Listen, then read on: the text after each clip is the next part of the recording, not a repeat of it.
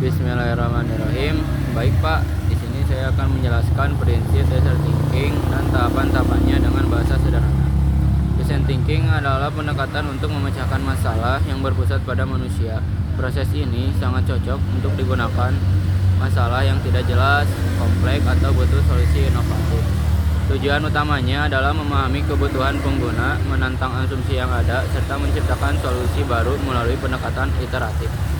Prinsip dasar design thinking yang pertama yaitu empati, memahami secara mendalam apa yang dirasakan, dipikirkan, dan dibutuhkan oleh pengguna.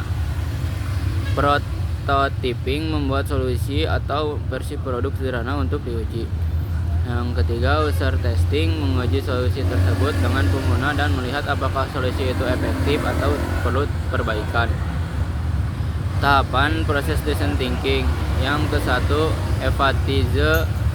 empatize atau berempati. Pada tahap ini kita mencoba memahami masalah dari perspektif pengguna.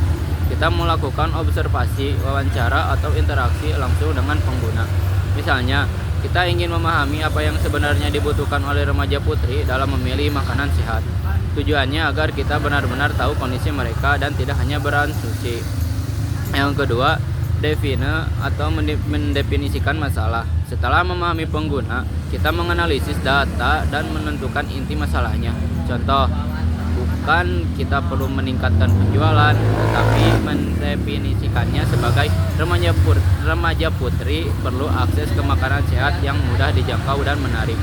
Tahap ini membuat kita fokus pada solusi yang benar-benar relevan dan bermanfaat.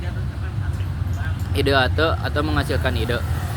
Di tahap ini kita berusaha menciptakan sebanyak mungkin ide solusi dengan berpikir kreatif. Metode seperti brainstorming atau worst possible idea sering digunakan. Misalnya, kita mencari ide bagaimana membuat makanan sehat yang menarik bagi remaja, seperti kemasan menarik, promosi kreatif, atau variasi rasa.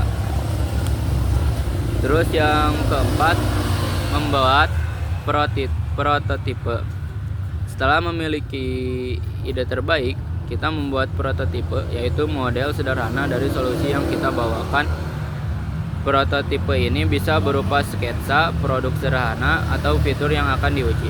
Misalnya, contoh, kita membuat kemasan atau sampel makanan dalam jumlah kecil.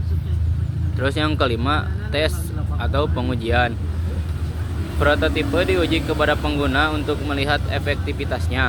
Dari hasil uji ini, kita bisa mendapatkan masukan. Jika ada kekurangan, kita kembali ke tahap sebelumnya, memperbaiki ide atau prototipe, lalu menguji kembali hingga solusinya benar-benar tepat.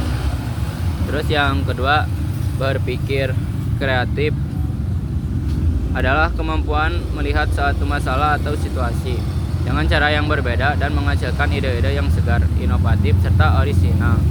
Proses ini mendorong kita untuk keluar dari pola pikir yang biasa atau terbatas pada cara-cara yang sudah ada.